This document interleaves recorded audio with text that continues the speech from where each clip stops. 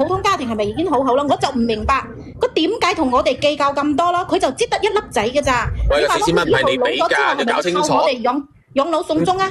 你要搞清楚個4000蚊唔係全部你㗎，你先俾1200蚊啫，4000蚊。哥哥仔啊，你唔好插嘴字好唔好啊？你聽我講完先好唔好啊？你先嚟。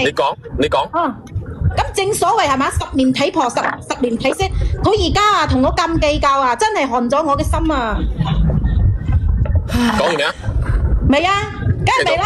我老公咧，佢就叫我個心要放大啲，係嘛，包容一下佢媽。咁我都忍咗啦。但係今年5月份嘅時候啊，我家婆即係落樓嗰陣時咧，佢唔小心即係踩空咗，跌咗落樓梯嗰度嘛。咁後尾呢啲鄰居咧，嚇係咪叉錯腳啊？係啊。哦。即係跌咗一跤啊！明啦，我聽得明嘅姐姐。跌咗跤都好似都有啲嚴重啊！咁後尾嗰啲鄰居咧就睇到咗，咪叫嗰啲救護車送咗去醫院嘅。咁我知道呢個情況之後呢，咁咪第一時間就去醫院嗰度睇佢咯。咁結果嗰啲醫生檢查好出嚟，佢話我家婆嗰個腰椎啊，筋膜即係嗰個咩筋膜粒帶受咗損。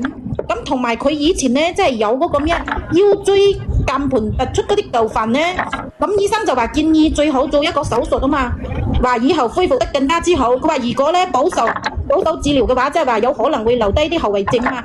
佢話即係之後行路咧，可能即係話會嗰啲咩彎腰駝背啊。咁當時我就嗱嗱聲問咗嗰啲手術費大概要幾錢嘛？醫生咧就話大概要8萬蚊左右啦。咁我同我老公咧就建議保守治療咯，因為我哋當時嗰啲積蓄啊都唔多啊，你知唔知啊？細蚊仔先得6歲，係嘛？雖然話我哋唔使供樓啫，係嘛？但係我哋啱啱換咗車，我細佬咧啱啱買咗屋，又同我哋攞咗10萬，都仲未還翻嚟。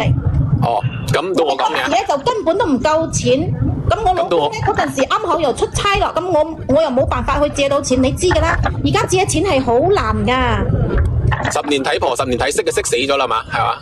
你講喎。你唔好插嘴住先，你聽我講完先，好嗎？啊，好，阿姨你講埋。咁醫生都話咯，係咪啊？保守治療有50%嘅可能，即係話嗰條腰一直直唔起身，但係都係有可能，即唔係話一定啊嘛。但係我家婆咧，佢就係唔聽，喺醫院嗰度啊，嗰啲情緒啊好唔穩定啊。佢仲話佢自己要請嗰啲護工，唔使我哋過去。咁我就驚佢情緒唔好啦，我哋就冇過去啊嘛。佢喺醫院住咗15日左右啦。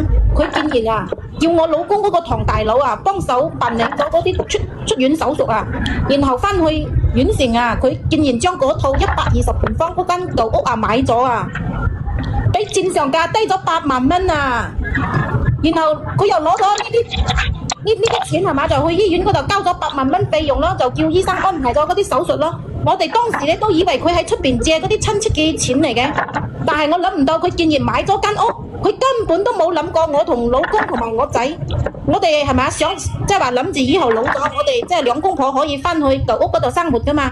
咁我而家呢間屋咧係要留俾我仔噶嘛？但係佢一下子就買咗啊！我都同佢講咯，如果佢一定係要手術係嘛，咁我哋都會想盡辦法咁樣去借。我哋當時講嘅係保守治療，又唔係話又唔醫佢係嘛？如果佢係要硬係話要手術，咁我哋都會諗辦法㗎。咁冇必要係嘛？將嗰間屋咁便宜咁賤賣咗佢，比市面價便宜咗8萬蚊啊！小袁姐姐都夠佢嘅手術費啦。你話佢敗唔敗家？你哋俾咁個仔嘅新抱都見死不救啦，咁我仲唔賣屋自救啊？等你夠香噶咯，叮叮噹噹失業都要失場啦。我點唔救佢啊？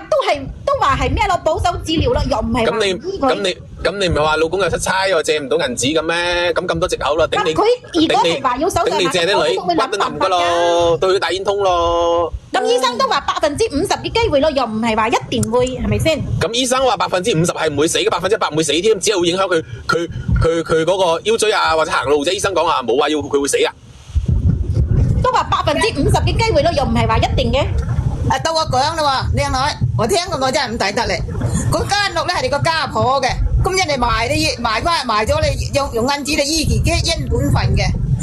你個老公養老保咧應本份嘅，你個家婆咧養埋你個仔咧就唔應本份，你自己應本份養翻自己個仔嘅。如果唔係你個月壓榨人哋2800蚊啊，個8萬蚊手實使鬼你俾咩？使鬼賣屋咩？自己佢都有啦。係啊，你哋未出聲字啦，小袁姐姐係咪啊？